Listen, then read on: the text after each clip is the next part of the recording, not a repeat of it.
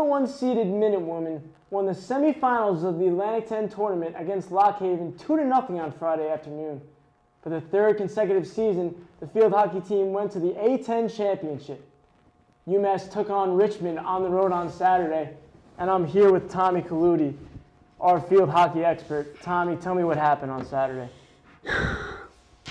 Our Minutewomen were knocked out, ladies and gentlemen. 1-0 loss. The offensive struggles I talked about all year came back to haunt the Minutewomen. A 1-0 game, Richmond just completely shut them out defensively.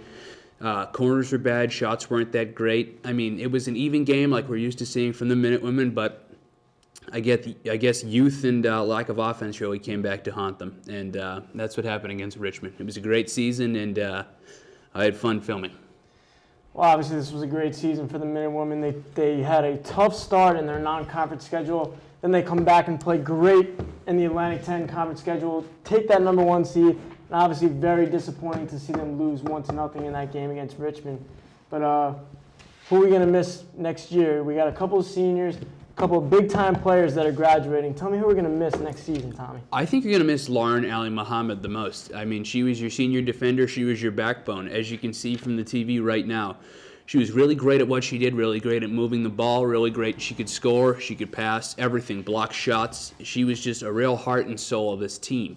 She's very important. She was a great leader, and I think they're really going to miss her presence on the field. She was very important. Another senior they're going to miss is Captain Renee Suter. Suter was in the midfield, big shot, another really great leader. I heard her vocalize a lot in some of the pregame stuff. She was really great. I think they're definitely going to miss those two, and it's going to be tough to see them go. Now, Tommy, you talked about a couple of the seniors, but the thing that Coach Tagliente stressed all season is that they were a young team, and they had a ton of players who developed over the season and really came about as the Atlantic 10 schedule came. So what do we expect for this team going forward? What do we expect next year?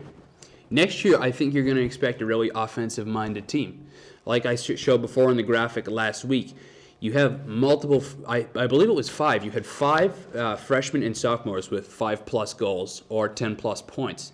I mean, these girls were very talented. They had a great season. I mean, the A10 isn't tough to compete in, but I think these girls getting a couple more years under their belt experience-wise, they're going to be good.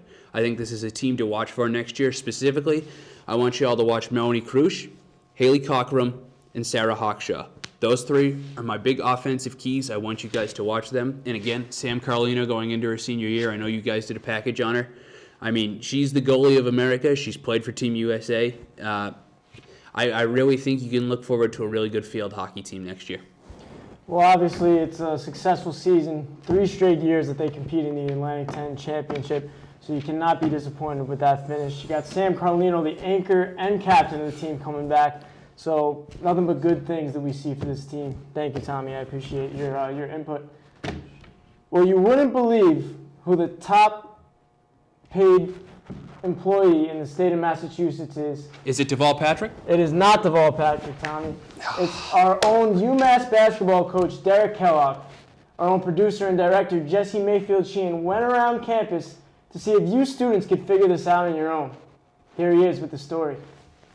If you ask students on the UMass campus who the highest paid state employee in Massachusetts is, they'd likely guess a big-time politician. Probably the governor. I'd probably say the governor. Something to do with infrastructure, maybe. But they'd be surprised to find out that the highest paid state employee is actually UMass basketball coach Derek Kellogg. Really? Oh, well, I didn't think of that. I'd be really disappointed.